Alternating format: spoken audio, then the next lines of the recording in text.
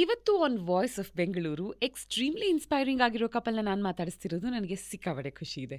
ಇವರು voice of people, voice of government and voice of country in every sense. So ಮೊದಲಿಗೆ ಇವ್ರದ್ದೊಂದು formal introduction ನಾನು ಕೊಟ್ಬಿಡ್ತೀನಿ, ಆನಂತರ ಇವ್ರ ಜೊತೆನೇ ಮಾತಾಡೋಣ. ಟು ಬಿಗಿನ್ ವಿತ್, ನಮ್ಮ ಜೊತೆ ಇದ್ದಾರೆ ಶ್ರೀಮತಿ ದಿವ್ಯಾ ಶ್ರೇಯಸ್ ಹೊಸೂರ್ IAS ಅವರು. ತಂದೆ ಶಿವರಾಮ್ ಅವರು, ತಾಯಿ ಗಾಯತ್ರಿ. ಅಮ್ಮ ಇನ್ಶೂರೆನ್ಸ್ ಸೆಕ್ಟರಲ್ಲಿ ವರ್ಕ್ ಮಾಡ್ತಾರೆ ಅಂಡ್ ತಂದೆ SBM ಅಲ್ಲಿ ವರ್ಕ್ ಮಾಡ್ತಿದ್ರು, ಈಗ ರಿಟೈರ್ಡ್ ಆಗಿದ್ದಾರೆ. Defence estates officer, Karnataka and Goa circle, ministry of defence. So ಇವರು she is responsible for management of land belonging to the ministry of defence across both states, including army, navy, air force, coast guard and DRDO. 2012 ಬ್ಯಾಚ್ನ civil service officer and ಈ ಹಿಂದೆ BMRCLನ general manager ಆಗಿದ್ರು. Belgaum cantonment board and ಕಂಟೋನ್ಮೆಂಟ್ಸ್ನ Uttarakhand chief executive officer ಕೂಡ ಆಗಿದ್ರು. Assistant director international cooperation PMO, that's prime minister ಆಫೀಸಲ್ಲಿ ಕೂಡ ಕೆಲಸ ಮಾಡಿದ್ರು. ದಟ್ಸ್ ನಮ್ಮ ಕನ್ನಡದವರಾದಂಥ ದಿವ್ಯಾ ಶ್ರೇಯಸ್ ಹೊಸೂರ್ ಅವರು. ಮೇಡಮ್ ನಮಸ್ತೆ, welcome to voice of Bengaluru. Thank you so much, Saujanya, for a beautiful introduction. Next we have Shreyas Hosoor IAS, son of retired IPS officer Gopal Hosoor. Shreyas Hosoor ಅವರು 2012ನೇ ಬ್ಯಾಚ್ನ civil servant from Karnataka, of course, belonging to Indian railways account service under the ministry of railways. 2016ನೇ ಇಸುವಿಯಲ್ಲಿ PMO, that's prime minister ಆಫೀಸ್ಗೆ deputation ಆಗುತ್ತೆ and ಅಲ್ಲಿ ಇವ್ರು handle ಮಾಡಿದ್ದು cyber security for critical information. On return Shreyas ಅವರ ಪೋಸ್ಟಿಂಗ್ ಆಗುತ್ತೆ south western ರೈಲ್ವೇಸ್ಗೆ ಅಂಡ್ ಪ್ರೆಸೆಂಟ್ಲಿ ಇವರಾಗಿದ್ದಾರೆ senior divisional finance manager heading finance for Bengaluru division of Indian railways. So let me welcome Shreyas ಸರ್ನ ಟು ವಾಯ್ಸ್ ಆಫ್ ಬೆಂಗಳೂರು. ನಮಸ್ತೆ sir, thank you so much for your time. ನಮಸ್ಕಾರ Soujanya, pleasure to meet you. As much as I would love to give an informal introduction, but formally ಇವರಿಬ್ರು ಎಷ್ಟು ಸಾಧನೆಗಳನ್ನು ಮಾಡಿದ್ದಾರೆ, ಎಷ್ಟೆಲ್ಲ ಹೇಳಬಹುದು ನಾನು ಅಂದರೆ ಅದರಲ್ಲಿ ಕೆಲವೊಂದನ್ನು ಅಟ್ಲೀಸ್ಟ್ ನಾನು ಮೆನ್ಷನ್ ಮಾಡಲೇಬೇಕಾಯಿತು. ಈಗ ನಿಮ್ಮದೇ ಕ್ಷೇತ್ರದಲ್ಲಿ ಮಾತ್ರ ಅಲ್ಲದೆ ಅದರ ಆಚೆಗೂ ಸಿಕ್ಕಾಪಟ್ಟೆ ಸಾಧನೆಗಳನ್ನು ಮಾಡಿರೋರು ನೀವಿಬ್ರು. ಆ್ಯಸ್ ಕಪಲ್ ಸಿಕ್ಕಾಪಟ್ಟೆ ಇನ್ಸ್ಪೈರಿಂಗ್. ಬಟ್ ಮ್ಯಾಮ್, ನಿಮ್ಮಿಂದ ಪ್ರಾರಂಭ ಮಾಡ್ತಾ ನಿಮ್ಮ ಒಂದು ಗ್ರಾಫ್ ಜರ್ನಿ ಎಷ್ಟು ಅದ್ಭುತವಾಗಿದೆ, ಎಷ್ಟು ಸ್ಫೂರ್ತಿದಾಯಕವಾಗಿದೆ ಅಂದರೆ ಇಟ್ಸ್ ಎಕ್ಸ್ಟ್ರೀಮ್ಲಿ ಮೋಟಿವೇಟಿಂಗ್. ಸೊ ನೀವು ಹುಟ್ಟಿ ಬೆಳೆದಿದ್ದೆಲ್ಲ ಚಿತ್ರದುರ್ಗದಲ್ಲಿ, ಒಂದು ಕನ್ನಡ ಮಾಧ್ಯಮ ಶಾಲೆ, ಕನ್ನಡ ಮೀಡಿಯಂ ಗವರ್ನಮೆಂಟ್ ಸ್ಕೂಲಲ್ಲಿ ನೀವು ಓದ್ತೀರಾ. 7th and 10th ಸ್ಟ್ಯಾಂಡರ್ಡಲ್ಲಿ ಜಿಲ್ಲೆಗೆ ಪ್ರಥಮ ರ್ಯಾಂಕ್ನ ನೀವು ಗಳಿಸ್ತೀರಾ. ಬಟ್ ಏನಾಗುತ್ತೆ, ನೀವು ಓದುವಂಥ ಸಮಯದಲ್ಲೇ ನಿಮ್ಮ ಶಾಲೆ ಡಿರೆಕಗ್ನೈಸ್ ಕೂಡ ಆಗುತ್ತೆ. ಆಗ ಮನೆಯಲ್ಲೇ ಕೂತು ಓದಿ ಎಕ್ಸಾಮ್ನ ಬರೆದು ಈ ಲೆವೆಲ್ನ ಸಾಧನೆ ಮಾಡೋದು ಅಂದರೆ ಜಿಲ್ಲಾ ಮಟ್ಟದಲ್ಲಿ ಪ್ರಥಮ ರ್ಯಾಂಕ್ನ ಗಳಿಸೋದು number 1. And number 2, government school ಅಂದರೆ ಸರ್ಕಾರಿ ಶಾಲೆಯಲ್ಲೇ ಓದಿ ಈ ಲೆವೆಲ್ಗೆ ಸಾಧನೆ ಮಾಡಬಹುದಾ ಅಂತ. ಅಫ್ಕೋರ್ಸ್ ನಿಮ್ಮ ಕಥೆಯನ್ನು ಕೇಳಿದಾಗ it will be very inspiring ನಮ್ಮಲ್ಲಿ ಸಾಕಷ್ಟು ಜನರಿಗೆ. ಇಟ್ ಈಸ್ ನಾಟ್ ಅಬೌಟ್ ನಾವು ಯಾವ ಶಾಲೆಯಲ್ಲಿ ಓದ್ತೀವಿ, ಇಟ್ ಇಸ್ ಅಬೌಟ್ ನಾವು ಹೇಗೆ ಓದ್ತೀವಿ ಅಂತ. ಆ್ಯಂಡ್ ಆಲ್ಸೋ ಸರ್ಕಾರಿ ಶಾಲೆಗಳು ಯಾವುದೇ ನಾವೇನು ನೋಡ್ತೀವಿ ಪ್ರೈವೇಟ್ ಶಾಲೆಗಳು ಅದಕ್ಕೆ ಕಡಿಮೆ ಅಲ್ಲ ಅಂತ ನೀವು ಪ್ರೂವ್ ಮಾಡಿದ್ರಿ. ಸೊ ನಿಮ್ಮ ಆ ಜರ್ನಿನ ನಮ್ಮ ಜೊತೆ ಹಂಚ್ಕೊಳ್ಳೋ ಹಾಗಿದ್ರೆ. ಚಿತ್ರದುರ್ಗದಲ್ಲಿ ಪ್ರೈಮರಿ ಸ್ಕೂಲು, ಹೈಸ್ಕೂಲು ಮಾಡಿದ್ದು. ನಮ್ಮ ತಂದೆ ತಾಯಿ ಮೂಲತಃ ಕೋಸ್ಟಲ್ ಕರ್ನಾಟಕದವರು, ಬಟ್ ಚಿತ್ರದುರ್ಗದಲ್ಲಿ ಬಂದು ಸೆಟ್ಲ್ ಆದರು. ನಮ್ಮ ಅಮ್ಮನಿಗೆ ಅದೇನೋ ಒಂದು ಇದಿತ್ತು, ಸರ್ಕಾರಿ ಶಾಲೆಯಲ್ಲೇ ಓದಿಸ್ಬೇಕು ಅಂತ. ಹಾಗಾಗಿ ಸರ್ಕಾರಿ ಶಾಲೆಯಲ್ಲಿ ಕನ್ನಡ ಮಾಧ್ಯಮದಲ್ಲೇ ಕಲ್ತಿದ್ದು. ನಾನು 7ನೇ ಕ್ಲಾಸಿಗೆ ಬರೋವಾಗ ನಮ್ಮ ಸ್ಕೂಲ್ ಡಿರೆಕಗ್ನೈಸ್ ಆಯಿತು, ಪ್ರಾಥಮಿಕ ಶಾಲೆ ನಾನು ಓದ್ತಾ ಇದ್ದಿದ್ದು. ಸೊ ಆವಾಗ ಆ ಸೆಲ್ಫ್ ಸ್ಟಡಿ, ನಾವೇ ಓದ್ಕೋಬೇಕಾಗಿರೋ ಅಂಥ ಕ್ವಾಲಿಟಿ ನಾನು ಆವಾಗಲೇ ಕಲ್ತ್ಕೋಬೇಕಾಯ್ತು. ಯಾಕಂದರೆ ಸ್ಕೂಲ್ ಇಲ್ಲ, ಪಾಠ ಇಲ್ಲ, ಟೀಚರ್ಸು ಇಲ್ಲ. ಅಕ್ಕ, ನನಗೊಬ್ಳು ಅಕ್ಕ ಇದ್ದಾಳೆ, ಡಾಕ್ಟರ್ ದೀಪ್ತಿ ಅಂತ. ಅವಳು ನನಗಿಂತ 4 ವರ್ಷ ದೊಡ್ಡವಳು. So 4 class ಮೇಲಿನಲ್ಲಿದ್ಲು. ಅವಳು ನನಗೊಂದಿಷ್ಟು ಹೆಲ್ಪ್ ಮಾಡ್ತಾಯಿದ್ಲು. ಹಾಗೆ ಶುರುವಾದಂಥದ್ದು. ಕನ್ನಡ ಮೀಡಿಯಮಲ್ಲಿ ಕಲ್ತಿರೋದು ತುಂಬ ಅಡ್ವಾಂಟೇಜ್ ನನಗಿದೆ.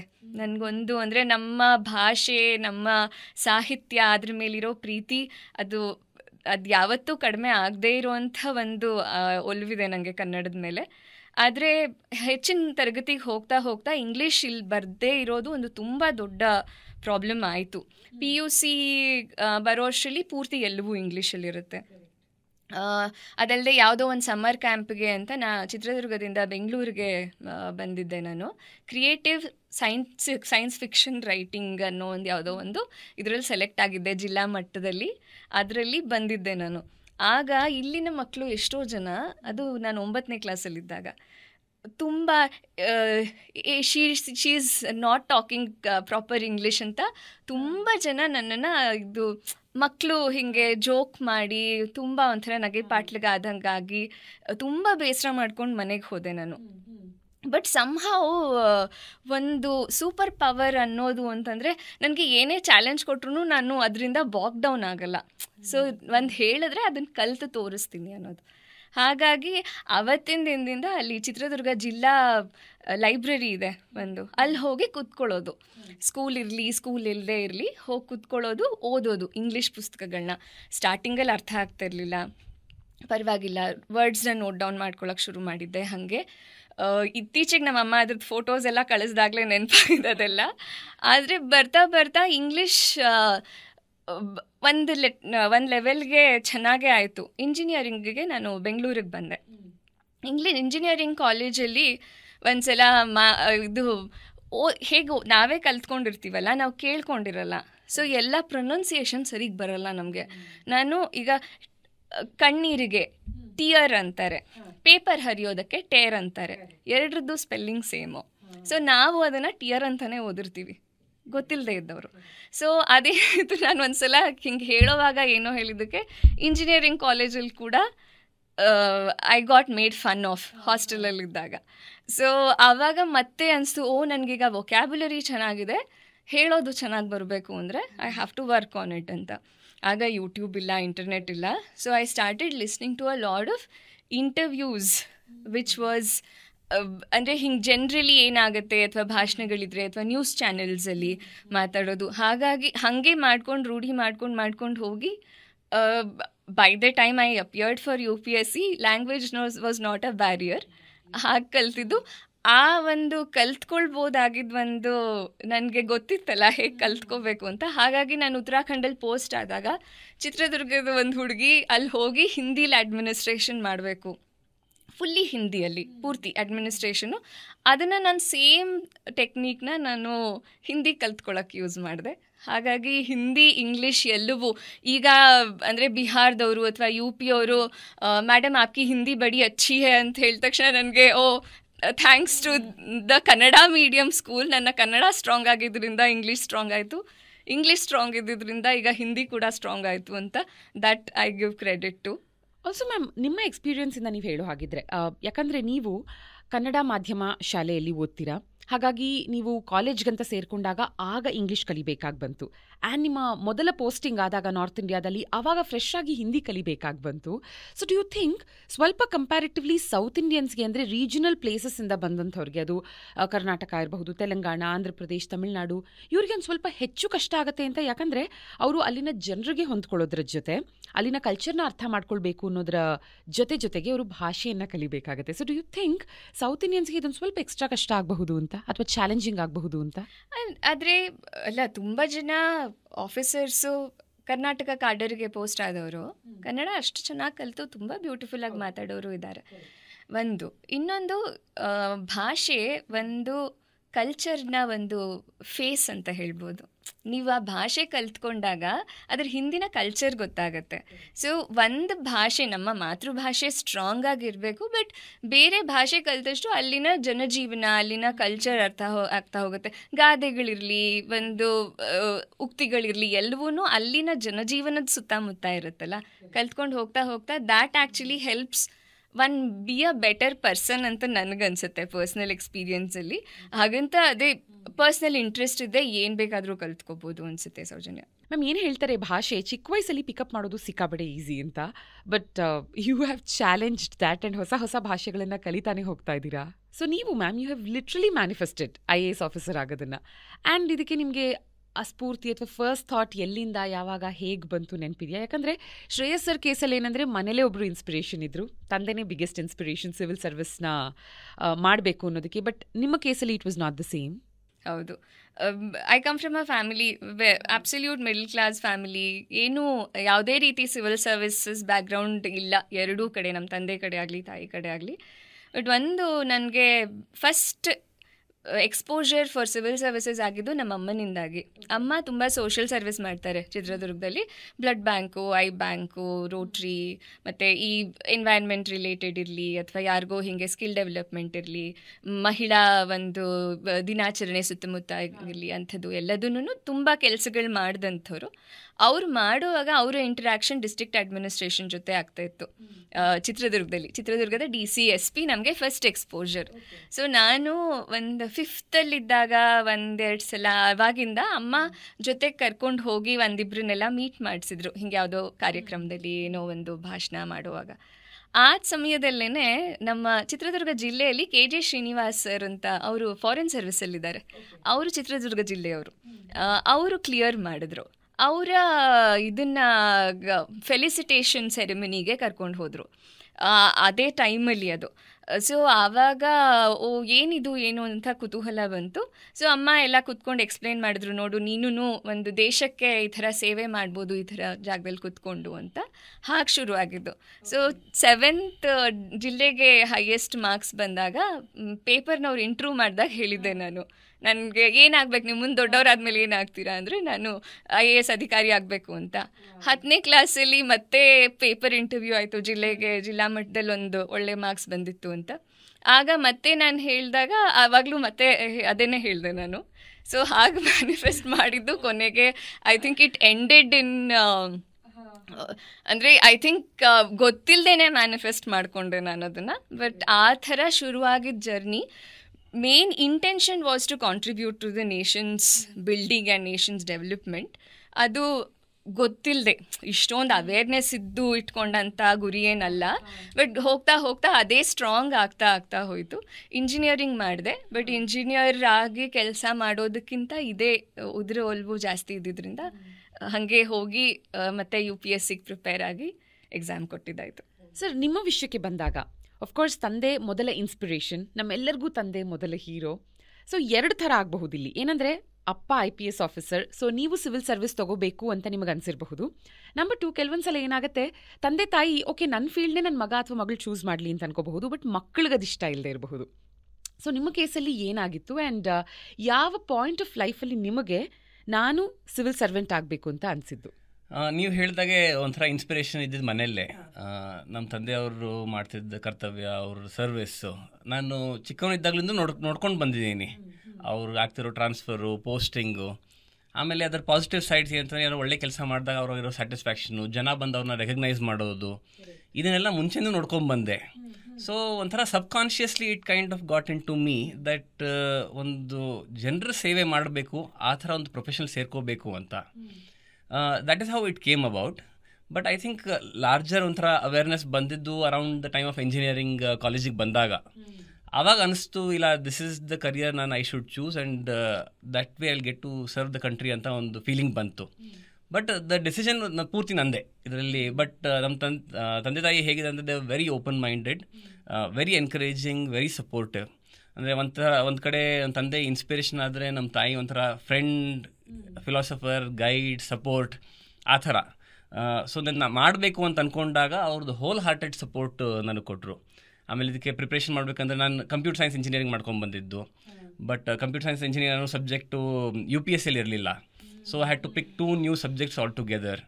ಆಮೇಲೆ ಆ ಸಬ್ಜೆಕ್ಟ್ಸ್ ಕೂಡ ಹೇಗಿರುತ್ತೆ ಅಂದರೆ ಆಲ್ಮೋಸ್ಟ್ ಒಂದು ಡಿಗ್ರಿ ರ್ಯಾಂಕ್ ಲೆವೆಲ್ಗೆ ಓದುವಷ್ಟು ಓದಬೇಕಾಗತ್ತೆ. ಸೊ ಅದಕ್ಕೆ ನಾನು ಡೆಲ್ಲಿಗೆ ಹೋಗಬೇಕು ಅಂತ ಹೇಳಿದೆ. ಅದಕ್ಕೂ ತುಂಬ ಸಪೋರ್ಟ್ ಮಾಡಿ ಅಲ್ಲಿ ಹೋಗಿ ಯಾವುದೊಂದು ಕೋಚಿಂಗ್ ಇನ್ಸ್ಟಿಟ್ಯೂಟ್ ಅಡ್ಮಿಷನ್ ತೊಗೊಂಡು ಅಲ್ಲಿ ಕಲ್ತಿದ್ದಾಯಿತು. But through this I would give full credit to my mother and father for me being a civil servant. Nice. And ನಿಮ್ಮಿಬ್ಬರಲ್ಲಿ ಒಂದು ಕಾಮನ್ ಫ್ಯಾಕ್ಟರ್ ನಾನು ಗಮನಿಸಿದ್ದೇನೆಂದರೆ, ಇಬ್ಬರ ಮೈಂಡಲ್ಲೂ like you were very clear about your thoughts, ಜೀವನದಲ್ಲಿ ಏನಾದರೂ ಒಂದು ಸಾಧನೆ ಮಾಡಲೇಬೇಕು ಅಂತ, and you literally work towards it. ಇದೇಂದರೆ ನನಗೆ ಎಸ್ಪೆಷಲಿ ಆಗಿದ್ದಂದರೆ ಐ ಥಿಂಕ್ ನಮ್ಮ ತಂದೆ ತಾಯಿ ನನ್ನ ಗ್ರೂಮ್ ಮಾಡ್ಕೊಂಡು ಬಂದಿದೆ ಒಂದು ಲೀಡರ್ಶಿಪ್ ಥರನೇ ಇದರಲ್ಲೇ ಗ್ರೂಮ್ ಮಾಡ್ಕೊಂಡು ಬಂದರು. ಎಲ್ಲಿ ಏನೇ ಆದರೂ ಈಗ ಸ್ಕೂಲಲ್ಲಿ ಕೂಡ ಯಾವುದೇ ಆ್ಯಕ್ಟಿವಿಟಿ ಇರೋದು ಲೀಡರ್ಶಿಪ್ ತೊಗೊಳ್ಳೋದು. ಎಸ್ಪೆಷಲಿ ನಾನು ನಿಮ್ಗೆ ಕಾಲೇಜ್ ಅಂತ ಹೇಳಿದ್ನಲ್ಲ, ಮೇನ್ ಬಂದಿದ್ದು ಕಾಲೇಜಲ್ಲಿ ಸ್ವಲ್ಪ ನಿಮ್ಗೆ ಸ್ಕೋಪ್ ಇರುತ್ತೆ. ಯಾವುದೇ ಈವೆಂಟ್ ಆರ್ಗನೈಸ್ ಮಾಡೋದಾಗಲಿ ಅಥವಾ ಯಾವುದೊಂದು ಇನಿಷಿಯೇಟಿವ್ ತೊಗೊಳ್ಳೋದಾಗಲಿ, ಒಂದು ಎನ್ವೈರ್ಮೆಂಟಲ್ ಇನಿಷಿಯೇಟಿವ್ ತೊಗೊಳ್ಳೋದಾಗಲಿ, ಅದ್ರಲ್ಲಿ ಲೀಡರ್ಶಿಪ್ ತೊಗೊತಾ ಬಂದೆ. ತೊಗೊತಾ ಬಂದಂಗೆ ನನಗೆ ಅನಿಸ್ತಾ ಹೋಯಿತು that I think I am made for this kind of a role. So ಈ ಲೀಡರ್ಶಿಪ್ ಅನ್ನೋದು ಎಲ್ಲಿ ಇರೋ ಎಲ್ಲ ಒಂಥರ ಕರಿಯರ್ ಆಪ್ಷನ್ಸಲ್ಲಿ ಎಲ್ಲಿ ಸಿಗತ್ತೆ ಅಂತಂದರೆ from day one I think civil ಸರ್ವಿಸಲ್ಲಿ ನಿಮ್ಗೆ ಲೀಡರ್ಶಿಪ್ ರೋಲ್ ಸಿಗುತ್ತೆ ಟು ಏನಂತ interact with people, to bring about change, to bring about any kind of new initiatives you want take, to execute. ಈ ಥರದ್ದು ನಿಮಗೆ ಸಿವಿಲ್ ಸರ್ವಿಸಲ್ಲಿ ಫಸ್ಟ್ ಡೇಯಿಂದನೇ almost ಸಿಗ್ತಾ ಹೋಗುತ್ತೆ. So that is when I felt that ಈ leadership ನನಗೇನು groom ಮಾಡ್ಕೊಂಡ್ಬಂದ್ರು ಇದು ನನಗೆ ಕರೆಕ್ಟಾಗಿ ಸೂಟ್ ಆಗತ್ತೆ ಅಂತ. ಅವ್ರಿಗೆ ಲೀಡರ್ಶಿಪ್ ಅಂತ ಅದರಿಂದ ಬಂದರೆ ನನಗೆ ಸಾಮಾಜಿಕ ಕಳಕಳಿ, ಹೇಗೆ ನಾನು ಹೇಳಿದ್ನಲ್ಲ, ಅಮ್ಮ ಆ ಓರಿಯೆಂಟೇಷನಿಂದ ಎಕ್ಸ್ಪೋಸ್ ಮಾಡಿದ್ರಿಂದ ಈಗ ಯಾವಾಗಲೂ ಒಂದ್ಸಲ ಹೋಟೆಲ್ಗೆ ಹೋಗಿದ್ವಿ, ಊಟ ಉಳೀತು, ಉಳಿದಿರೋ ಊಟನ ಏನು ಮಾಡ್ತಾರೆ ಹೋಟೆಲ್ನವರು ಅಂತ ಕ್ವೆಶ್ಚನು. ಅಂದರೆ ಅದನ್ನು ಕಾಂಪೋಸ್ಟಿಂಗ್ ಮಾಡ್ತಾರಾ, ರೋಡಲ್ಲಿ ಚೆಲ್ತಾರಾ, ಯಾರು ರೆಸ್ಪಾನ್ಸಿಬಲ್ ಅದನ್ನು ಮಾಡಲಿಕ್ಕೆ? ಈ ಥರ ಚಿಕ್ಕ ಪುಟ್ಟದಿಂದ ಶುರುವಾಗಿದ್ದು. ಅಂದರೆ ನಾನು ಬೇರೆ ಸರ್ಕಾರಿ ಶಾಲೆಯಲ್ಲಿ ಓದ್ತಾ ಇದ್ದೆ, ಎಷ್ಟೋ ಜನ ಅಂದರೆ ಲೇಬರರ್ಸ್ ಮಕ್ಕಳಿದ್ರು, ಮನೆ ಕೆಲಸ ಮಾಡುವಂಥ ಅವರ ಮಕ್ಕಳಿದ್ರು. ಹಾಗೆ ಅವರೆಲ್ಲ ಆ ಎಕನಾಮಿಕ್ ಬ್ಯಾಕ್ಗ್ರೌಂಡಿಂದ ಬಂದಿರೋರನ್ನ ಅಪ್ಲಿಫ್ಟ್ ಮಾಡೋಕ್ಕೆ ಏನಿದೆ, ಸರ್ಕಾರದಿಂದ ಏನು ಮಾಡ್ತಾರೆ ಅಥವಾ ನಾವೇನು ಮಾಡ್ಬೋದು, ಈ ಥರದೊಂದು ಸಾಮಾಜಿಕ ಕಳಕಳಿ ಇರೋವಂಥ ಬೆಂಟ್ ಆಫ್ ಮೈಂಡಿಂದ ಬಂದಿದ್ದರಿಂದ so that led to civil services ನನಗೆ. ಸೊ ನಮಗೆ ಹೊರಗಿಂದ ನೋಡಿದಾಗ ಗೊತ್ತಾಗೋದೇನೆಂದರೆ UPSC ಭಾರತದಲ್ಲೇ one of the toughest exams. So ಸಿಕ್ಕಾಪಟ್ಟೆ ಡೆಡಿಕೇಶನ್ ಬೇಕು ಇದನ್ನು ಕ್ಲಿಯರ್ ಮಾಡ್ಕೊಳ್ಳೋದಕ್ಕೆ ಅಂತ. Because for example 2024 13.4 lakh students register ಮಾಡ್ಕೊಳ್ತಾರೆ UPSCಗೆ, ಆಫ್ ವಿಚ್ 14,627 ಮಾತ್ರನೇ ಪ್ರಿಲಿಮ್ಸ್ನ ಕ್ಲಿಯರ್ ಮಾಡಿ ಮೇನ್ಸ್ಗೆ ಹೋಗೋದಕ್ಕಾಯಿತು. ಆ್ಯಂಡ್ ಫ್ಯೂವರ್ ದ್ಯಾನ್ 3,000 ಇಂಟರ್ವ್ಯೂ ಸ್ಟೇಜ್ನ ರೀಚ್ ಆಗ್ತಾರೆ. ಬಟ್ ಫೈನಲಿ ಪೋಸ್ಟಿಂಗ್ ಅಂತ ತಗೊಂಡಾಗ 800 to 1,000 ಪೋಸ್ಟಿಂಗ್ಸ್ ಮಾತ್ರನೇ ಇರುತ್ತೆ. ಅಂದರೆ ರೆಜಿಸ್ಟರ್ ಮಾಡ್ಕೊಂಡವರು ವರ್ಸಸ್ ಕ್ಲಿಯರ್ ಮಾಡ್ಕೊಂಡವರು ಅಂತ ತಗೊಂಡಾಗ the ratio is less than 0.1%. So ನೀವಿಬ್ರು ಯು ಒನ್ ಅಮಾಂಗ್ ಈ ಟಾಪ್ 0.1% ಕ್ಲಬ್. ಸೊ ನಿಮ್ಮಿಬ್ಬರ ಪ್ರಿಪ್ರೇಷನ್ ಹೇಗಿತ್ತು ಆ್ಯಂಡ್ ನೀವಿಬ್ರು ಎಷ್ಟನೇ ಅಟೆಂಪ್ಟ್ಗೆ UPSC ಎಕ್ಸಾಮ್ಸ್ನ ಕ್ಲಿಯರ್ ಮಾಡ್ಕೊಂಡ್ರಿ? ಸೊ ನಾನು ಕ್ಲಿಯರ್ ಮಾಡಿದ್ದು ಸೆಕೆಂಡ್ ಅಟೆಂಪ್ಟಲ್ಲಿ. ನಾನು 2009 ಜೂನಲ್ಲಿ ಇಂಜಿನಿಯರಿಂಗ್ ಮುಗಿಸಿದ್ದೆ. Around October of 2009 I went to Delhi preparation ಅಂತ. 2010 ಎಕ್ಸಾಮ್ಸ್ ಬರೀಬೇಕಿತ್ತು, but I was not fully prepared. ಯಾಕಂದರೆ ಜಸ್ಟ್ ಅವಾಗ introduce to civil service preparation ಎಲ್ಲ ಇತ್ತು. ಬಟ್ ಒಂದು ಸಾರಿ ಎಕ್ಸಾಮ್ ಕೊಟ್ಟು ನೋಡೋಣ ಹೇಗಿರುತ್ತೆ, ಅದು ಹೋಗಿ ಎಕ್ಸಾಮ್ ಹಾಲ್ ಕೂತ್ಕೊಂಡು ಅದೊಂದು ಎಕ್ಸ್ಪೀರಿಯನ್ಸ್ ಮಾಡೋದೇ ಬೇರೆ ಒಂದು ಎಕ್ಸ್ಪೀರಿಯನ್ಸ್ ಇರುತ್ತೆ ಅಂತ ಹೋಗಿ ಬರ್ದಿದ್ದು. But my real preparation was for 2011 examination. ಇದರಲ್ಲಿ ಆಲ್ಮೋಸ್ಟ್ 1.5 years ಆಫ್ ಪ್ರಿಪ್ರೇಷನ್ ಬೇಕಾಯಿತು. ಸೊ ನೀವು ಹೇಳಿದ್ರೆ ಟಫೆಸ್ಟ್ ಎಕ್ಸಾಮ್ ಅಂತ. More than calling it toughest exam, I would say that it is something which tests you as a person also. ನಿಮ್ಮ ಪರ್ಸನಾಲಿಟಿನ test ಮಾಡುತ್ತೆ. ಈ 1.5 years preparation you go through lots of ups and downs. ನಿಮ್ಗೇನಾಗುತ್ತೆ, ನಾವು ಈಗ engineering pass out ಆಗಿದ್ವಿ. I had 3 jobs in hand, I did not take any. But ನನ್ನ friends ಎಲ್ಲರೂ ಜಾಬ್ ತೊಗೊಂಡು ಅವರಾಗಲೇ ವಿದಿನ್ 2-3 months ಆಲ್ಮೋಸ್ಟ್ ಒಂಥರ ಫೈನಾನ್ಷಿಯಲಿ ಇಂಡಿಪೆಂಡೆಂಟು ಆಗಿಬಿಟ್ಟಿದ್ರು. They had a different life altogether. ನಾವು ಯಾವುದೋ ಡೆಲ್ಲಿಯಲ್ಲಿರೋ ಯಾವುದೋ ಒಂದು ರೂಮಲ್ಲಿ ಕೂತ್ಕೊಂಡು ಓದ್ತಾ ಇದ್ವಿ. Lot of uncertainty. ಆಗತ್ತೋ ಇಲ್ಲೋ ಗೊತ್ತಿಲ್ವಾ, ಪ್ರಿಲಿಮ್ಸ್ ಆಗಬೇಕು, ಪ್ರಿಲಿಮ್ಸ್ ಆದಮೇಲೆ ಮೇನ್ಸ್ ಆಗಬೇಕು, ಮೇನ್ಸ್ ಆದಮೇಲೆ ಇಂಟರ್ವ್ಯೂ ಆಗಬೇಕು. ಇದಕ್ಕೇನೆ ಒಂಥರ ನಿಮ್ಮದು ಸ್ಟಾರ್ಸ್ ಅಲೈನ್ಡ್ ಇರಬೇಕು ಅಂತ ಹೇಳ್ತಾರಲ್ಲ. ಸೊ ಯು ನೆವರ್ ನೋ ಆ ಟೈಮ್ನಲ್ಲಿ ಏನಾಗುತ್ತೆ, ಔಟ್ಕಮ್ ಏನಿರುತ್ತೆ ಅಂತ. So this tests you in several ways. So I would say this exam is tougher for that duration, ಈ ಪ್ರಿಪ್ರೇಷನ್ ಡ್ಯೂರೇಷನ್ನು. ಅದ್ರಲ್ಲಿ ಬೇಕಾಗಿರೋ ನಿಮ್ಮ ಮೋಟಿವೇಶನ್ ಲೆವೆಲ್ ಹೈ ಇಟ್ಕೊಳ್ಳೋದು, ಡೆಡಿಕೇಷನ್ನು, ಕನ್ಸಿಸ್ಟೆನ್ಸಿ. ಯಾರು ಇದನ್ನೆಲ್ಲ ಮಾಡ್ಕೊಂಡು ಬಂದಿರ್ತಾರೆ ಅವ್ರಿಗೆ ಜನರಲಿ ಎಕ್ಸಾಮ್ ಕ್ಲಿಯರ್ ಆಗುತ್ತೆ. ಆಮೇಲೆ ಕಷ್ಟ ಅನ್ನೋದು it is more of race with others than the syllabus itself. And one thing I really experienced was, first time ನನಗೆ ನಿಮ್ಗೆ ಹೇಳಿದ್ನಲ್ಲ, ಫಸ್ಟ್ ಅಟೆಂಪ್ಟ್ ಬರೆದಾಗ it is more of rote learning. ಅಯ್ಯೋ ನಾನು ಕಲಿಬೇಕು, ಅದನ್ನು ಓದಬೇಕು, ಇದನ್ನು ಓದಬೇಕು, ಒಂಥರ ಕ್ರ್ಯಾಮ್ ಮಾಡ್ಕೊಂಡು ಹೋಗೋದು ಅಂತ. But after the first examination that entire approach changed. I started enjoying the process of preparation. ಅಂದರೆ ಸಬ್ಜೆಕ್ಟ್ ಹೊಸದಾಗಿ ಬಂದಾಗ ಒಂಥರ I really started enjoying it. ಈ ಇದರಲ್ಲಿ ಹೇಳ್ತಲ್ಲ, 3 Idiots ಮೂವಿಯಲ್ಲಿ ಹೇಳ್ತಾರೆ ನೋಡಿ, ನೀವು ಸಬ್ಜೆಕ್ಟನ್ನ ಎಂಜಾಯ್ ಮಾಡೋದು ಇಂಪಾರ್ಟೆಂಟ್, ಇವತ್ತು ಏನು ಕಲಿಯೋಕ್ಕೆ ಸಿಗತ್ತೆ ಅಂತ. I think that perspective changed. ಅದಾದಮೇಲೆ the process felt quite simple and straightforward. It was just about making it through the examination process. But I think ಒಂದು ದಶಕದ ಹಿಂದೆ ಡಿಸ್ಟ್ರಾಕ್ಷನ್ ಇಷ್ಟೊಂದಿರಲಿಲ್ಲ ಅಂತ. ಅಟ್ಲೀಸ್ಟ್ ನಿಮ್ಮ ಟೈಮಲ್ಲಿ the only distraction I am assuming was ನನ್ನ friends ಎಲ್ಲ settle ಆಗಿದ್ದಾರೆ, ಒಳ್ಳೆ ಕೆಲಸದಲ್ಲಿದ್ದಾರೆ, ಬಟ್ ನಾನಿನ್ನೂ ಪ್ರಿಪೇರ್ ಆಗ್ತಾ ಇದ್ದೀನಿ UPSC ಎಕ್ಸಾಮ್ಗೆ ಅನ್ನೋದು ಒಂದೇ ಇರಬಹುದು, is what I feel. So as you rightly said, mentally ಕೂಡ ಇದು ಬಹಳ ಕಷ್ಟ, ಇಟ್ಸ್ ವೆರಿ ಟಫ್. ಅಲ್ಲ, I think it's the attitude. ಈಗ ಪಾಸಿಟಿವ್ಸ್ ನೋಡಬೇಕು ಅಂತಂದರೆ ನಾವು ಆ್ಯಕ್ಚುಲಿ ಅವಾಗ ಹೇಳಿದ್ನಲ್ಲ, ಈಗ ಹೊಸ ಸಬ್ಜೆಕ್ಟು, ಕ್ಲಾಸ್ಗೆ ಹೋಗಿ ಕೂತ್ಕೊಂಡು ಬೇರೆ ಯಾರೋ ಹೇಳೋದನ್ನು ಕೇಳಿಕೊಂಡು ಕಲಿಬೇಕಾಗಿತ್ತು. But today you have access to immense amount of information. ಇವತ್ತು ನಿಮ್ಗೆ ಯಾವುದೇ ಸಬ್ಜೆಕ್ಟ್ ನೀವು ಹುಡುಕಿದ್ರು ಒಂದು ಯೂಟ್ಯೂಬಲ್ಲಿ ಅದು ಪೂರ್ತಿ with graphical representation with animation ಹೇಳ್ಕೊಡುತ್ತೆ. ನಾನು ಎಷ್ಟೋ ಸಾರಿ ಈಗಿನ ಯೂಟ್ಯೂಬ್ ಓಪನ್ ಮಾಡಿದಾಗ ಸಬ್ಜೆಕ್ಟ್ ನೋಡ್ತೀನಲ್ಲ, ನಮ್ಗೆ ಅನ್ಸುತ್ತೆ ಇದು ಎಷ್ಟು ಚೆನ್ನಾಗಿ ಎಕ್ಸ್ಪ್ಲೇನ್ ಮಾಡಿದ್ದಾರೆ ಇದನ್ನು. ನಾವು ಆವಾಗ ಏನೋ ಅಂದರೆ ಒಂಥರ ಭಾಳ ತಲೆ ಕೆಡಿಸ್ಕೊಂಡು ಕಲ್ತಿದ್ವಿ ಈ ಟಾಪಿಕನ್ನು. So positives are a lot more. I think it's about attitude. ನಿಮಗೆ ಡೆಡಿಕೇಶನ್ನು, ನಿಮಗೆ ಫೋಕಸ್ ಇತ್ತು ಅಂದರೆ you will not have get distracted so easily. I think it's an inner calling. ನಿಮ್ಗೆ ಒಂದು ಸರಿ ಅದು ಇನ್ನರ್ ಕಾಲಿಂಗ್ ಬಂದ ಮೇಲೆ I think dedications automatically, I mean your ಒಂಥರ loss of focus does not happen so easily. ಒಂದು. ಎರಡನೇದು ಏನಾಗುತ್ತೆ ಅಂದರೆ consistency is very important. Day on day ನೀವು ಅದನ್ನೇ ಮಾಡ್ತಾ ಹೋಗಬೇಕು. ಈಗ ನಾವು ಡೆಲ್ಲಿಯಲ್ಲಿದ್ದಾಗ ಫ್ರೆಂಡ್ಸ್ ಜೊತೆ ಹ್ಯಾಂಗ್ಔಟ್ ಮಾಡ್ತಾಯಿದ್ವಿ, ಕ್ರಿಕೆಟ್ ಆಡ್ತಾಯಿದ್ವಿ, ರಾತ್ರಿ 12 ಗಂಟೆ 1 ಗಂಟೆ ತನಕ ಓದ್ತಾ ಇದ್ವಿ. ಸಡನ್ನಾಗಿ ಫ್ರೆಂಡ್ಸ್ ಮೆಸೇಜ್ ಮಾಡಿಬಿಟ್ಟು ಎಲ್ಲರೂ ಕಾಫಿ ಕುಡಿಯೋಣ ಜೊತೆ ಹೋಗೋಣ ಅಂತ. These are all good things. You sit down, you also interact with them, you learn from each other. But if you want to go deviant, ಹಾಗೆ ಮತ್ತು ನೂರಾರು ಆಪ್ಷನ್ಸ್ ಇದೆ ಡಿವೆಂಟ್ ಆಗೋಕ್ಕೆ. But focus to the goal is what counts the most. Also how important is it to hang out with right people, especially ನಾವು ಓದುವಂಥ ಸಮಯದಲ್ಲಿ? Absolutely right. I mean ನಾನು ಹೇಳಿದ ಈಗ ಎಷ್ಟೋ ಸರಿ ನಾನು ಡೆಲ್ಲಿ ಹೋದೆ ಅಂತ. So one part is only about classroom coaching. The other part is because you are always among people who are only talking about civil service examination. ಅವ್ರ perspective ಇರುತ್ತೆ. ಈಗ ನಾನು ಫಸ್ಟ್ ಟೈಮ್ ಬರೀತಾ ಇದ್ದೆ, ಬಟ್ ಆಗಲೇ ಒಂದು 2-3 ಸರಿ ಬರ್ದವ್ರು ಇದ್ದರು, ಅವ್ರ ಎಕ್ಸ್ಪೀರಿಯನ್ಸ್ ಆಗಿತ್ತು, ಅವರಿಂದ ಕಲಿಯೋದು ಬಹಳಷ್ಟು ಇರುತ್ತೆ. ಆಮೇಲೆ ಸಾಯಂಕಾಲ ಹಿಂಗೆ ಕುತ್ಕೊಂಡಾಗ ಸಬ್ಜೆಕ್ಟ್ಸ್ ಡಿಸ್ಕಸ್ ಮಾಡ್ತೀವಿ, ಅವ್ರ ಪರ್ಸ್ಪೆಕ್ಟಿವ್ ಕೊಡ್ತಾರೆ. ಈಗ ನಾವೇನು ಎಷ್ಟೋ ಸರಿ ನಾವು ಓದಿದ್ದು ನಮ್ಮದೇ ಪರ್ಸ್ಪೆಕ್ಟಿವ್ ಕರೆಕ್ಟ್ ಅನ್ನೋ ಒಂದು ಫೀಲಿಂಗ್ ನಮಗಿರುತ್ತೆ. ಬಟ್ ಬೇರೆಯವ್ರು ಅವ್ರ ಪರ್ಸ್ಪೆಕ್ಟಿವ್ ಕೊಟ್ಟಾಗ ಅದನ್ನು ನೀವು ಅರ್ಥ ಮಾಡಿಕೊಂಡು you will have a larger outlook to things. ಈಗ ನೀವು ಎಕ್ಸಾಮ್ ಟಫ್ ಅಂತ ಹೇಳಿದ್ರ, toughness is not in the question. The toughness is it makes you think how well you are able to think. ಯಾವ್ಯಾವ ಡೈಮೆನ್ಷನ್ ನೀವು ಯೋಚನೆ ಮಾಡ್ಬೋದು ಇದನ್ನು. Then ಒಂದು ಅಪ್ಲಿಕೇಶನ್ ಓರಿಯೆಂಟೆಡ್ ಕ್ವೆಶ್ಚನ್ ಇರುತ್ತೆ. ಸೊ ಬರೀ ಒಂದು ಕ್ವೆಶ್ಚನ್ ಆನ್ಸರ್, ಒಂದು ಟೆಕ್ಸ್ಟ್ ಬುಕ್ಕಲ್ಲಿ ಒಂದು ಕ್ವೆಶ್ಚನ್ ತೆಗೆದು ಆನ್ಸರ್ ಟಿಕ್ ಹೊಡೆಯೋದಿದ್ರೆ that is not the real examination. And that is not what civil services is made up of. Civil service ಅಂದರೆ ಅವ್ರು ದಿ ಎಕ್ಸ್ಪೆಕ್ಟ್ ಒಂದು ಕ್ವೆಶ್ಚನ್ ಕೊಟ್ಟ ತಕ್ಷಣ ನೀವು ಯೋಚನೆ ಮಾಡ್ತೀರಾ, ಇದ್ರ ಬಗ್ಗೆ ವೇರಿಯಸ್ ಡೈಮೆನ್ಷನ್ಸ್ ತೊಗೊಂಬರ್ತೀರಾ ಇದಕ್ಕೆ, ದೆನ್ ಅರ್ಥ ಮಾಡಿಕೊಂಡು ಅದಕ್ಕೆ ಒಂದು ಕರೆಕ್ಟ್ ಅಪ್ರೋಚ್ ಏನಿದೆ ಅದನ್ನು ಕೊಡ್ತೀರಾ. So you are definitely right when you say when you hang out people who are like minded. ಅವರು ಹೈಲಿ ಫೋಕಸ್ಡ್ ಇರ್ತಾರೆ, ಹೈಲಿ ಮೋಟಿವೇಟೆಡ್ ಇರ್ತಾರೆ. So it definitely puts you on the right track. Also ಎಷ್ಟು ಗಂಟೆಗಳ ಕಾಲ ಓದ್ತಿದ್ರಿ ಅಂತ, ಅಂದರೆ fixed time ಅಂತ ಇಟ್ಕೊಳ್ತಿದ್ರಾ, ಇಷ್ಟೊತ್ತು ಓದಲೇಬೇಕು ದಿನದಲ್ಲಿ ಅಂತ? For this I am not a very good example. ನಾನು ಮುಂಚೆಯಿಂದನೂ ಒಂಥರ ಲಾಸ್ಟ್ ಬೆಂಚರ್ ಇದ್ದಂಗೆ.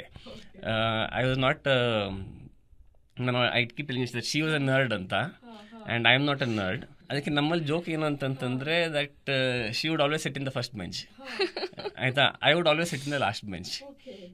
ಸೊ ನಮಗೆ I mean maybe you will get a different perspective when you ask her.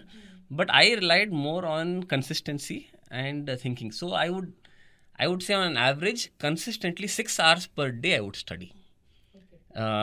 But ನನಗೆ ಗೊತ್ತಿರೋ ಮಟ್ಟಿಗೆ 10 hours ಓದೋರು ಇದ್ದಾರೆ, 12 hours ಓದೋರು ಇದ್ದಾರೆ, ಒಂದಿಷ್ಟು ಜನ ಕ್ಲಿಯರು ಮಾಡಿದ್ದಾರೆ, ಒಂದಿಷ್ಟು ಕ್ಲಿಯರು ಮಾಡಿಲ್ಲ. ಸೊ ಇದ್ರಲ್ಲಿ ಯಾವುದು ಕರೆಕ್ಟು ಯಾವ್ದು ತಪ್ಪು ಅಂತ ಹೇಳೋದು ಕಷ್ಟ ಆಗುತ್ತೆ. Individual say aspirant has to choose his path. So ನನಗೆ ಹೇಗೆ 6 ಅವರ್ಸಲ್ಲಿ almost 2 hours I will spend reading the newspaper. So ಈಗ ಆವಾಗ ಏನಾಗ್ತಾ ಇತ್ತು, it would give me a very different perspective. ಈಗ ಒಂದು ಜಾಗ್ರಫಿ ಆಗಲಿ ಓದುವಾಗ ಟೆಕ್ಸ್ಟ್ ಬುಕ್ ನಾಲೆಜ್ ಒಂದಾಗುತ್ತೆ, ಅದೇ ನಾವು ನ್ಯೂಸ್ ಪೇಪರ್ ಓದಿದಾಗ ಅದು ಅಪ್ಲಿಕೇಶನ್ ಓರಿಯೆಂಟೇಷನ್ ಅರ್ಥ ಆಗುತ್ತೆ. So if you are able to connect these two, so I kind of start ನಿಮ್ಗೆ ಹೇಳಿದ್ನಲ್ಲ, ಎಂಜಾಯ್ ಮಾಡೋಕ್ಕೆ ಶುರು ಮಾಡಿದೆ ನಾವು ಓದೋದನ್ನ ಅಂತ. So then after some point of time it became less about preparing for the examination, more about reading, more about understanding, more about applicability, which I am sure that result was in clearing the examination. So ಹೀಗೆ ಒಬ್ರು IASಗೆ coaching ಕೊಡೋರು ಹೇಳ್ತಾ ಇದ್ರು, how important is it news ಪೇಪರ್ನ ನಾವು ಓದೋದು ಅಂತ. ಫಾರ್ ಎಕ್ಸಾಂಪಲ್ ಆನ್ ಡೇ 1 ನಾವು ತೆಗೆದಾಗ ಒಂದಷ್ಟು ಸುದ್ದಿಗಳನ್ನು ಓದಿದಾಗ ಅದು ನಮಗೆ ರಿಲೇಟ್ ಆಗದೆ ಹೋಗಬಹುದು, ಆನ್ ಡೇ 2 ರಿಲೇಟ್ ಆಗದೆ ಹೋಗಬಹುದು. ಬಟ್ ಕನ್ಸಿಸ್ಟೆಂಟಾಗಿ ನಾವು ಅದನ್ನು ಮಾಡ್ತಾ ಹೋದಾಗ at some point we will start connecting. ಅಂದರೆ ಅವತ್ತು ಓದಿದ್ನಲ್ಲ ಅದ್ರ ಕಂಟಿನ್ಯೂಷನ್ ಸುದ್ದಿ ಇದು ಅಂತ. So that is why consistency is extremely important even ಈ ವಿಷಯದಲ್ಲೂ ಅಂತ. Correct. And it builds. Every day, it's not like every day you have to study certain number of hours ಅಂತಲ್ಲ. ಅದೊಂದು ಇದಿದೆಲ್ಲ, if you make 1% improvement per day, in 365 days you would have made such a huge difference. So your focus should be on incremental growth rather than any radical approach which may or may not work for you. ಈ incremental growth ಅನ್ನೋದೇನೆಂದರೆ it definitely give you results surely. ಸ್ವಲ್ಪ time ತೊಗೊಳುತ್ತೆ. ಅದಕ್ಕೆ ನಾನು ಹೇಳಿಲ್ಲ 1.5 years ತೊಗೊಂತು exam preparation ಮಾಡೋಕ್ಕೆ ಅಂತ. ಇದರಲ್ಲಿ ಬೇಕಾಗಿರೋ ಪರ್ಸ್ಪೆಕ್ಟಿವ್ಸು ಬಂತು, ಒಂಥರ ಮೆಚೂರಿಟಿನೂ ಬಂತು, ಸಬ್ಜೆಕ್ಟ್ ಅಂಡರ್ಸ್ಟ್ಯಾಂಡಿಂಗು ಬಂತು. And all this happened subconsciously. It's not like I thought that I should do. ಒಂಥರ ಸಬ್ಕಾನ್ಷಿಯಸ್ಲಿನೇ ಆಗ್ತಾ ಹೋಯಿತು. But it was a great journey. ಅಂದರೆ ನನಗೆ ಈ ಕೂಡ ದಟ್ 1.5-2 years ಆಫ್ ಏನು ಸಿವಿಲ್ ಸರ್ವಿಸ್ ಪ್ರಿಪ್ರೇಷನ್ ಮಾಡಿದೆ ಅಲ್ಲ, it's a very memorable time. I really enjoyed that time. Sir, ಇವತ್ತಿನ ದಿನ ಭಾರತದ ಯಾವುದೇ ಮೂಲೆಯಲ್ಲಿದ್ದರೂ, ಒಂದು ಹಳ್ಳಿಯಲ್ಲಿದ್ದರೂ UPSCಗೆ ಕೋಚಿಂಗ್ನ ಪಡ್ಕೋಬಹುದು. ಆ ಸವಲತ್ತುಗಳು, ಫೆಸಿಲಿಟೀಸ್ ಇದೆ ಎಲ್ಲ ಕಡೆ. ಬಟ್ ಸ್ಟಿಲ್ ಸಾಕಷ್ಟು ಜನ ಡೆಲ್ಲಿಗೆ ಹೋಗೋದನ್ನೇ ಪ್ರಿಫರ್ ಮಾಡ್ತಾರೆ. ಸೊ ನೀವು ಕೂಡ ಡೆಲ್ಲಿಗೆ ಹೋಗಿ ಕೋಚಿಂಗ್ ಮಾಡಿದ್ರಿಂದ ಡು ಯು ಥಿಂಕ್ ಡೆಲ್ಲಿಗೆ ಹೋದರೆ ಸ್ವಲ್ಪ ಅಡ್ವಾಂಟೇಜ್ ಜಾಸ್ತಿ ಇರುತ್ತೆ ಅಂತ for all those aspiring UPSC students? I agree with both sides of it. ಯಾವ ಪರ್ಸ್ಪೆಕ್ಟಿವ್ ಅಂತ ಹೇಳ್ತೀನಿ. ಈಗ ಟೆಕ್ನಾಲಜಿ ಇಷ್ಟೊಂದು ಡೆವಲಪ್ ಆಗಿರೋದ್ರಿಂದ all that informations available to you on a tablet or on a mobile phone. So ನೀವು ಅದನ್ನು ಕಲಿಯೋದನ್ನು ನೀವು ಎಲ್ಲಾದರೂ ಕೂತ್ಕೊಂಡು ಕಲಿಬೋದು. ಬಟ್ ಯಾಕೆ ಜನ ಡೆಲ್ಲಿ ಹೋಗ್ತಾರೆ ಅಂದರೆ also one of the reasons why I went to Delhi is that I wanted to be surrounded with people who are preparing for the exam. ಅವ್ರ ಜೊತೆ ಕೂತ್ಕೊಂಡು ಅದೇ ವಿಷಯಗಳು ಮಾತಾಡೋದು, ಅದನ್ನೇ ಕಲ್ತ್ಕೊಳ್ಳೋದು. It's a different world altogether. ಈಗ ಹೆಂಗೆ for example IIT exam preparation ಮಾಡೋರೆಲ್ಲರೂ ಕೋಟಾಗೆ ಹೋಗಬೇಕು ಅಂತ ಒಂದು till some years back that use to be the trend. ಆ ಥರ ಸಿವಿಲ್ ಸರ್ವಿಸ್ ಪ್ರಿಪ್ರೇಷನ್ ಮಾಡೋಕ್ಕೆ ಹೋಗೋರೆಲ್ಲ ಡೆಲ್ಲಿಗೆ ಹೋಗಬೇಕು ಅಂತ ಒಂದು ಟ್ರೆಂಡ್ ಇತ್ತು. But this got nothing from knowledge perspective. ಅಂದರೆ ಇಟ್ಸ್ ಅವೈಲೇಬಲ್ ನಾವು, informations available on mobile phone, tablet. ಸ್ಟ್ರೇಟಾಗಿ ನಿಮ್ಗೆ ಯಾವ್ದು ಹುಡುಕಿದ ತಕ್ಷಣ in fact better than probably what coaching institute could teach you, ನಿಮಗೆ ಅದು ಅವೈಲೇಬಲ್ ಇದೆ. But it's just that you're going there for the environment also. It's not just for the subject knowledge. Okay. And ma'am, especially ನೀವು ಓದುವಂಥ ಸಮಯದಲ್ಲಿ 7th ಅಲ್ಲೂ public ಇತ್ತು, not just in 10th. And ಜಿಲ್ಲಾ ಮಟ್ಟದಲ್ಲಿ 7th and 10th ಎರಡರಲ್ಲೂ ನೀವು ಪ್ರಥಮ ರ್ಯಾಂಕ್ನ ಗಳಿಸ್ತೀರಾ. ಸೊ ಐಮ್ ಅಸ್ಯೂಮಿಂಗ್ UPSCನೂ ಫಸ್ಟ್ ಅಟೆಂಪ್ಟಲ್ಲೇ ಕ್ಲಿಯರ್ ಮಾಡ್ಕೊಂಡಿದ್ರಿ ಅಂತ. Am I right? But UPSC preparation was a whole different ball game. ಅದು ಹೋಗಿ ಒಂದು ನನಗೆ background was not, I'm a first generation civil servant ಅಲ್ಲ, ಹಾಗಾಗಿ ಬ್ಯಾಕ್ಗ್ರೌಂಡ್ ಇರಲಿಲ್ಲ. ಸೊ ಯಾವ ಧಾಟಿಯಲ್ಲಿ ಯಾವ ಇದರಲ್ಲಿ ಡಿರೆಕ್ಷನಲ್ಲಿ ಯೋಚನೆ ಮಾಡಬೇಕು ಅನ್ನೋದು ಗೊತ್ತಿಲ್ಲ. ಸೊ ಫಸ್ಟ್ ಮಾಡಿದ್ದು ಹೋಗಿ ಡೆಲ್ಲಿಲಿ ಹೋಗಿದ್ದು. ಆಮೇಲೆ ಏನು ಚಿಕ್ಕ ಪುಟ್ಟ ಯಾರನ್ನಾದ್ರೂ ಒಬ್ರನ್ನ ಹಿಂಗೆ ಕೇಳ್ಕೊಂಡು ಮಾಡಿಕೊಂಡು ಹೋಗಿದ್ದಷ್ಟೇ. ಯಾವ ಅಧಿಕಾರಿಗಳ ಜೊತೆ ಸಂಪರ್ಕ ಆಗಲಿ ಅಥವಾ ಏನು ಎಕ್ಸಾಕ್ಟ್ಲಿ ಮಾಡಬೇಕು ಅಂತ ಏನು ಗೊತ್ತಿರಲಿಲ್ಲ. ಹಾಗೆ ಅಲ್ಲಿ ಹೋಗಾದ್ಮೇಲೆ ಒಂದು ಶ್ರೇಯಸ್ ಪಾಯಿಂಟ್ ಔಟ್ ಮಾಡಿದಾಗೆ ಆಮ್ ಐ ಗೆಟಿಂಗ್ ಬೆಟರ್ ಅನ್ನೋದು ಒಂದು, ಕನ್ಸಿಸ್ಟೆನ್ಸಿ ಒಂದು. But again, I have been a nerd. I have no shame in admitting that. So ನನಗೆ ಹೇಗಂದರೆ ಒಂದು ಪ್ಲ್ಯಾನ್ ಹಾಕೋತಾ ಇದ್ದೆ. ಪ್ಲ್ಯಾನ್ ಹಾಕ್ಕೊಂಡು ಅದರಲ್ಲಿ ಒಂದು ಚಾರ್ಟ್ ಮಾಡ್ಕೊಂಡ್ಬಿಟ್ಟು ನೀಟಾಗಿ ಲೈನ್ಸ್ ಹಾಕ್ಬಿಟ್ಟು ನಾನು ಮೇಲ್ಗಡೆ ಅವರ್ಸು, ಕೆಳಗಡೆ ಏನು ನಂದು subject of studying plan. So end of the ಡೇಗೆ 10, 11, 12 ಗಂಟೆ ಅದೇನು ಪ್ಲ್ಯಾನ್ ಹಾಕಿರ್ತಿದ್ದೆ ಎಲ್ಲದಕ್ಕೂ ಟಿಕ್ ಆಗಿರಬೇಕು. ಸೊ ಅಲ್ಲಿ ತನಕ ನಾನು ಮಲ್ಕೋತಾನೆ ಇರಲಿಲ್ಲ. ಹಾಗೆ ಮಾಡಿಕೊಂಡು ಸ್ಟಾರ್ಟ್ ಮಾಡಿದ್ದು ಪ್ರಿಪ್ರೇಷನ್. ದೆನ್ ನ್ಯೂಸ್ ಪೇಪರ್ ಓದೋದ್ರಿಂದ ತುಂಬ ಒಂದು ಇಂಪ್ರೂವ್ಮೆಂಟ್ ಆಯಿತು ನನಗೆ ಈ ವಿಷಯಗಳ ಬಗ್ಗೆ ಅವೇರ್ನೆಸ್ಸು ಎಲ್ಲ. ಇನ್ನೊಂದು ಮೇನ್ ನನಗೆ ಆ fascination about learning about our country. ಏನಾಗಿತ್ತು, ಸ್ಕೂಲಲ್ಲಿ ಓದಿರ್ತೀವಿ, ಜಿಯೋಗ್ರಫಿ ಆಗಲಿ, ಪಾಲಿಟಿ ಆಗಲಿ, ಇಂಡಿಯನ್ ಇಕಾನಮಿ ಆಗಲಿ, ಸ್ಕೂಲಲ್ಲಿ ಓದಿರ್ತೀವಿ. ಆ ಲೆವೆಲ್ ಆಫ್ ಮೆಚುರಿಟಿ ಇರಲ್ಲ ಅರ್ಥ ಮಾಡಿಕೊಂಡು ದೇಶದಲ್ಲಿ ಇದು ಹೇಗೆ ಯೂಸ್ ಆಗ್ತಾ ಇದೆ ಅಂತ. ಅದು ಆ ಒಂದು 20s when you are learning, that's so fascinating. I loved the journey of UPSC more than anything. ಓದ್ಲಿಕ್ಕೆ ಸಿಗ್ತಾ ಇದೆ, ಅಯ್ಯೋ ನನಗಿವತ್ತು ಜಿಯೋಗ್ರಫಿ ಬಗ್ಗೆ ಸಿಗ್ತಾ ಇದೆ, ಈ ಮಾನ್ಸೂನ್ ಅನ್ನೋ ಕಾನ್ಸೆಪ್ಟು ನಾನು ಎಷ್ಟು ಫ್ಯಾಸಿನೇಟೆಡ್ ಆದೆ ಅಂದರೆ ಅದನ್ನೆಲ್ಲ ಓದಿದಾಗ ಎಲ್ಲೋ ಬಿಸಿಲು ಬರೋದು, ಎಲ್ಲೋ ಮೋಡ ಟರ್ನ್ ಆಗಿ ಇಂಡಿಯಾಗೆ ಮಳೆ ಬಂದು ಇಡೀ ದೇಶ ಎಲ್ಲ ಹಸಿರಾಗೋದು. ಈ ಥರ ಕಾನ್ಸೆಪ್ಟ್ಸ್ ಒಂದೊಂದು ಹಿಸ್ಟ್ರಿ ಆಗಲಿ, ಏನ್ಷಿಯಂಟ್, ಮಿಡಿವಲ್, ಮಾಡರ್ನ್ ಹಿಸ್ಟ್ರಿ, ನಮ್ಮ ಫ್ರೀಡಮ್ ಫೈಟರ್ಸು ಅವ್ರು ಮಾಡಿದಂಥ ಕಾಂಟ್ರಿಬ್ಯೂಷನ್ ಎಲ್ಲವನ್ನು ಓದಕ್ಕೆ ಸಿಕ್ತಲ್ಲ, ಅದು ತುಂಬ ಫ್ಯಾಸಿನೇಟ್ ಮಾಡ್ತು. So it was not like a rote learning or ಇಷ್ಟು ಗಂಟೆ ಓದಲೇಬೇಕು ಅನ್ನೋ ಸ್ಟ್ರೆಸ್ ಇರಲಿಲ್ಲ. I really enjoyed learning.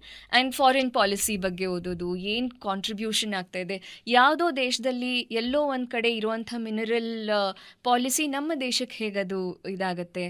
ಆ ಲಿಂಕ್ ಮಾಡೋ ಅಂಥ, ಅಂದರೆ ಈಗ ಎಲ್ಲೋ ಒಂದು ಕಡೆ ಈ ಎಕಾನಮಿ ಚೆನ್ನಾಗಿಲ್ಲ ಅನ್ನೋದು ನಮ್ಮ ದೇಶಕ್ಕೆ ಅಡ್ವಾಂಟೇಜ್ ಆರ್ ಡಿಸ್ಅಡ್ವಾಂಟೇಜ್ ಆಗುತ್ತೆ ನಮ್ಮ ದೇಶದ ಲೀಡರ್ಶಿಪ್ ಮಾಡೋ ಡಿಸಿಷನ್ಸಿಂದ.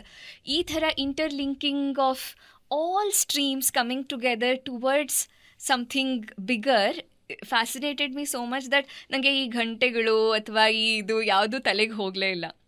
So I really enjoyed. Maybe that was the secret of cracking it in the first attempt, more than being a nerd ಅನ್ಸುತ್ತೆ.